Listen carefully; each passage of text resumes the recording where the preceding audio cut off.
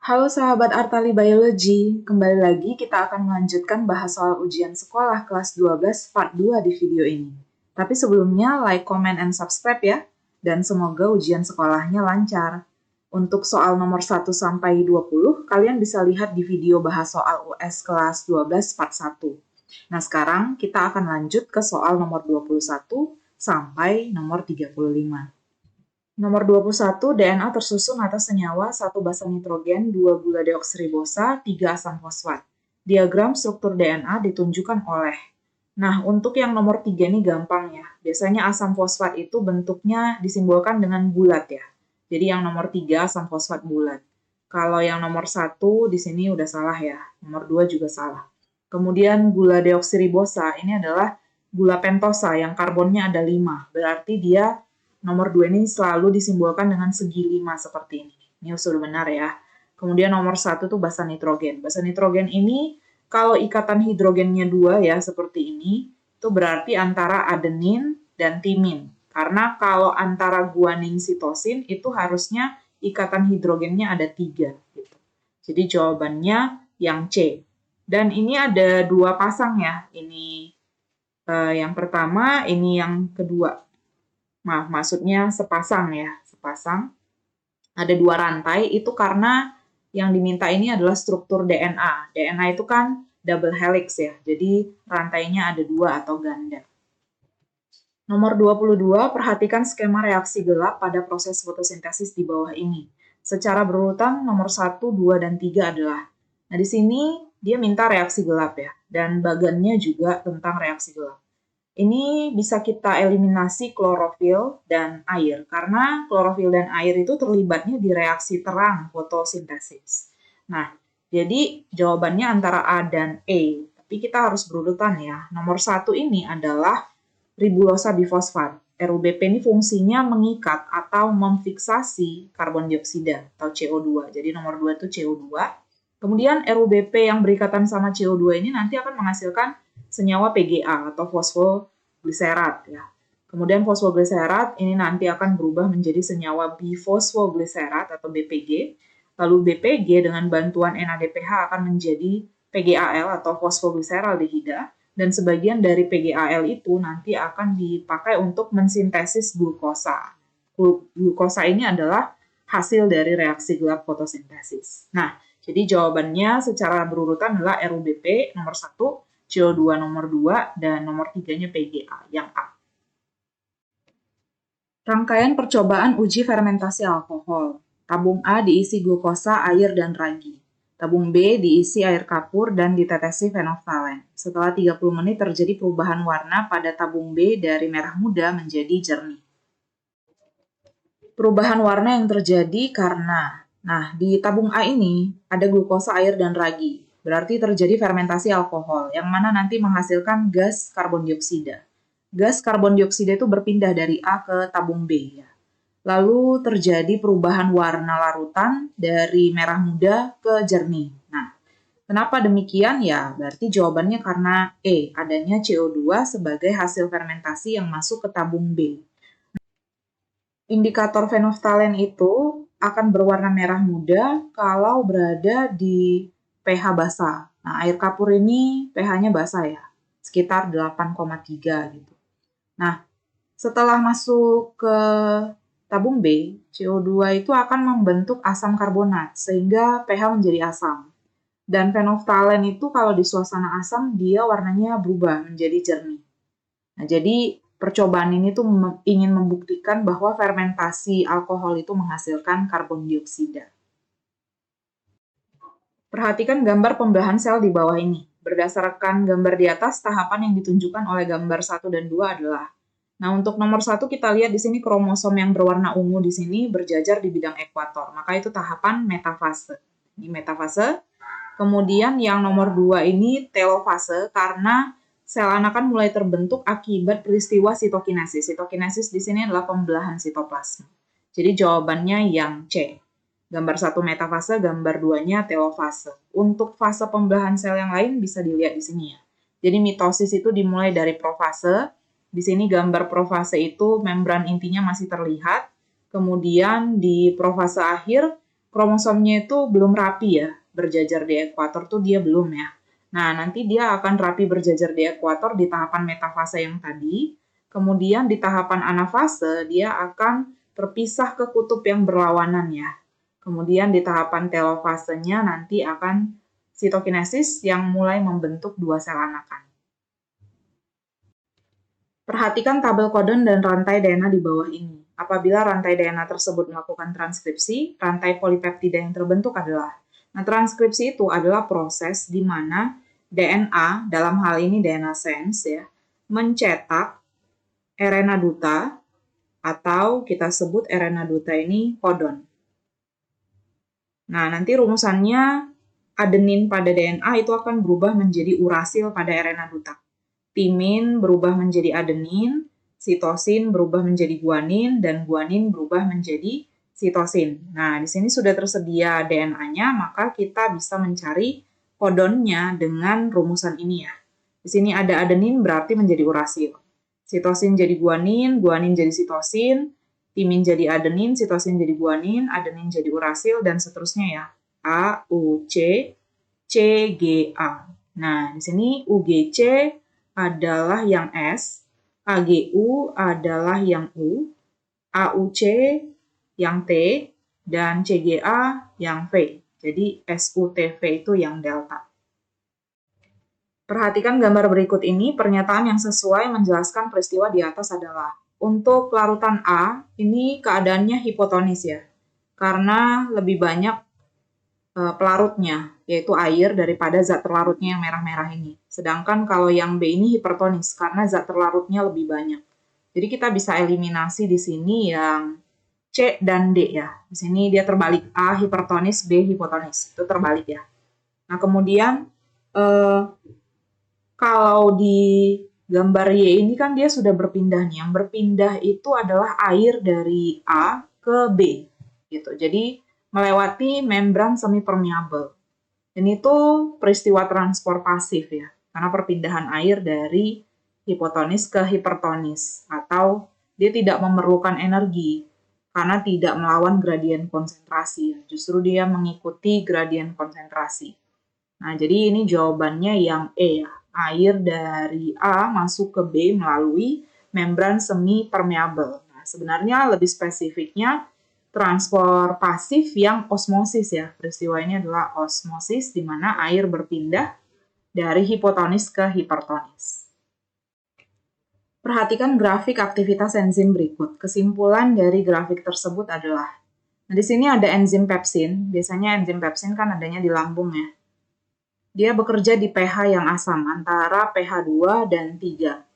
Jadi dia optimumnya, titik optimumnya di sini itu di antara pH 2 dan 3 gitu. Sementara kalau enzim tripsin ini nanti bekerjanya di usus halus dan enzim tripsin itu akan bekerja optimal di pH basa yaitu 8. Nah, jadi setiap enzim itu akan bekerja secara optimal di pH-nya masing-masing. Ya, jadi pH-nya bisa berbeda gitu. Maka jawabannya yang bola, setiap enzim bekerja pada pH yang berbeda. Jadi nggak selalu bekerja pada pH netral ya. Nah, enzim yang bekerja di pH netral, contohnya itu enzim yang di mulut, amilase atau ketialin gitu. Tapi kalau enzim di lambung itu bekerja di pH asam, enzim di usus halus itu bekerja di pH basa. Beberapa ahli melakukan percobaan untuk membuktikan teori asal-usul kehidupan. Nah, ini ada 5. Kemudian simpulan percobaan yang mendukung teori biogenesis. Teori biogenesis ini menyatakan bahwa makhluk hidup berasal dari makhluk hidup sebelumnya.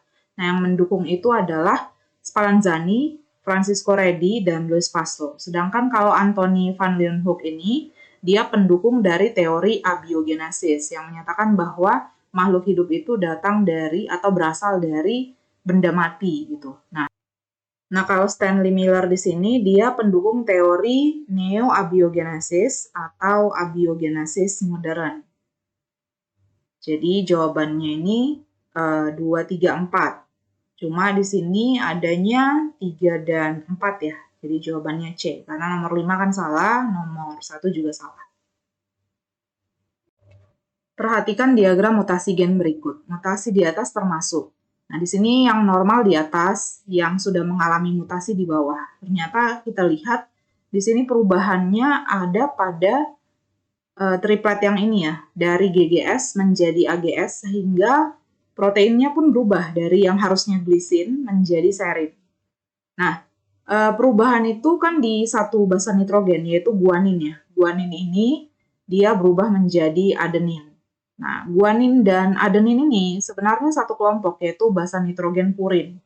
Nah, ketika basa purin berubah menjadi purin, itu adalah substitusi basa nitrogen yang transisi, ya. Transisi. Kalau dia beda kelompok, misalnya purin menjadi pirimidin, contohnya guanin menjadi timin. Nah, itu nanti namanya substitusi transversi. Jadi jawabannya yang E. Kenapa bukan delesi? Karena di sini tidak ada penghapusan atau pengurangan basa nitrogen, duplikasi tidak ada penggandaan basa nitrogen, insersi tidak ada basa nitrogen yang masuk atau bertambah ke dalamnya, dan translokasi ini mutasi kromosom ya, dia bukan mutasi gen. Jadi perhatikan beberapa pernyataan berikut ini. Pernyataan yang sesuai dengan prinsip teori evolusi menurut Lamarck terdapat pada angka. Nah, jadi menurut Lamarck, evolusi itu terjadi karena dipicu adaptasi makhluk hidup, ya, yang nanti akan menyebabkan evolusi. Jadi contohnya pada jerapah leher pendek yang dia menjangkau tempat tinggi karena makanannya biasanya pohon-pohon tinggi gitu ya, sehingga lehernya itu bertambah panjang. Maka nomor 1 benar ya. Kemudian sifat leher yang bertambah panjang itu tadi diwariskan kepada keturunannya. Maka ini jawabannya 1 dan 3. Yang bola ya. Kalau yang nomor 2 ini teori Darwin ya. Darwin menyatakan bahwa dulu ada jerapah leher pendek dan ada jerapah leher panjang. Nah, yang leher panjang itu mampu bertahan hidup karena dia bisa menjangkau makanan di tempat tinggi. Sementara jerapah leher pendek itu mati dan punah karena tidak mampu menjangkau makanan di tempat tinggi. Jadi untuk nomor 2 dan 4 ini teori Darwin. Nomor 5 ini nggak ada ya. Marmut hitam disilangkan dengan marmut albino menghasilkan 12 keturunan hitam. Nah, ini kita anggap parental pertama ya. Dia tadi ada hitam dan albino, H kecil, menghasilkan keturunannya semuanya 12-12-nya itu hitam. Ya. Atau kita sebut 100% gitu ya. Dan hitam di sini pasti H besar H kecil atau hitam heterozigot. Nah, kemudian di parental keduanya, ini ada persilangan apabila marmut hitam yang salah satu induknya albino, itu kan berarti marmut hitam yang heterozigot ya. Disilangkan dengan marmut hitam generasi kedua. Nah, ini generasi kedua itu maksudnya yang ini tadi, hitam heterozigot juga. Jadi, ketika mereka dikawinkan, hasil filial keduanya nanti adalah 1 H besar, 2 H besar H kecil, 1 H kecil, H kecil. Nah, di sini ini tuh ada 3 hitam dan 1 albino. Atau kalau di soal ini dikatakan diperoleh 9 hitam 3 albino. Itu setara ya dengan ini ya. 93 ya. 93 sama dengan 3:1.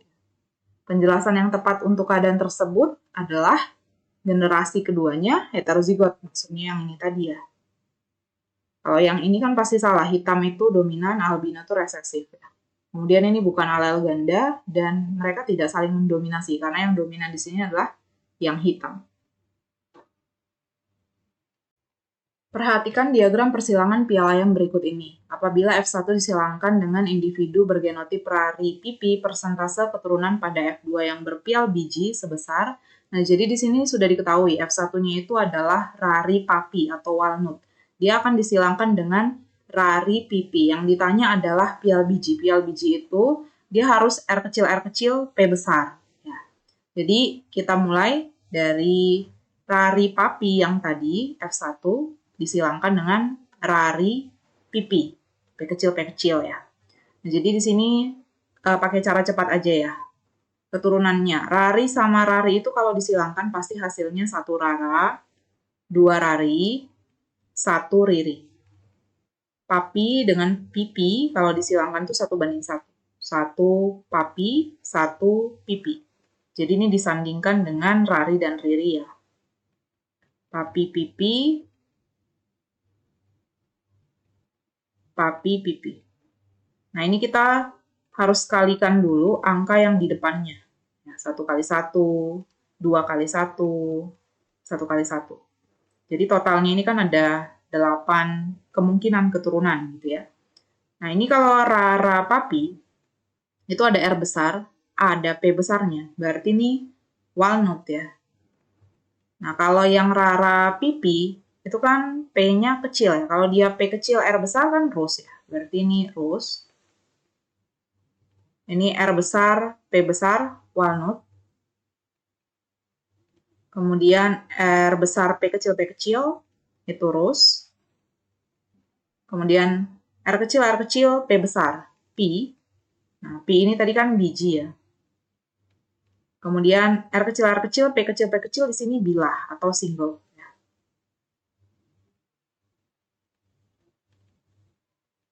Nah, jadi yang ditanyakan adalah yang biji ya, atau pi. Ternyata di sini yang pi itu ada 1.